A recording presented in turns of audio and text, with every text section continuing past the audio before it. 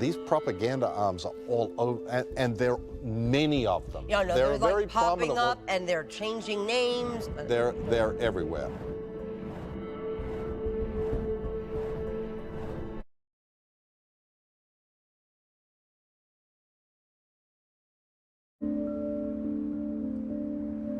Narcanon is another one of the organizations that Scientology uses to generate propaganda. And just to be clear, Narcanon is a drug rehabilitation program. There is an answer to the nightmare of addiction. The Narcanon Drug Rehabilitation Program. Narcanon will admit that it uses L. Ron Hubbard's Technology. ideas. They do their best not to say anything about Scientology. The argument that gets made is, yes, but there are other religious drug rehab programs. And there are.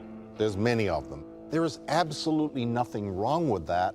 And if you go to those, they will tell you, well, our program is based on the Bible. The difference with Narcanon is that Scientology tries to keep a distance from it, and Narcanon tries to keep a distance from Scientology until you get to an event. And then, oh, now everything about Narcanon is a part of us.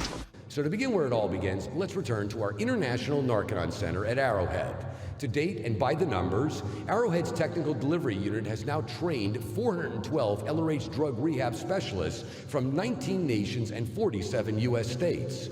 The International Association of Scientologists, we're the ones that are making Narcanon. We're the ones that put Narcanon there. We take credit for all of the accomplishments of Narcanon. And every Scientologist that's sitting in the audience goes, oh my God, look what we're doing to salvage people from the ravages of drugs. Right. The people that are most fooled about this Are Scientologists. are Scientologists. Oh, yeah. Because this is what gets used to raise money.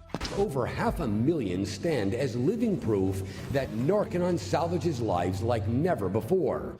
Scientology advertises that it's going to give you individualized drug counseling. And they're very careful never to tell you that you won't be talking about drugs at all. You're just getting Scientology training. What do they say on their own website about their success rate? Oh, they, at minimum, will tell you that they have about a 70% success rate. I've seen advertisements for Narcanon going up to 90% success rate. People who are legitimate rehab experts will tell you the best programs have about a 25% success rate. Exactly. I mean, and this why is- no one has said anything about that? Why no one has taken them to task and said, I mean, it's right on their website. Right. And in fact, we have documents showing their own attorneys saying, we have to stop saying that. It's not true. In Britain, a Scientology advert claiming it had salvaged 250,000 people from drugs was rejected by the advertising watchdog. Scientology makes claims for their dangerous cult, which they can neither prove nor substantiate. Drug users who are trying to kick their habit are perfect prey for cults like Scientology.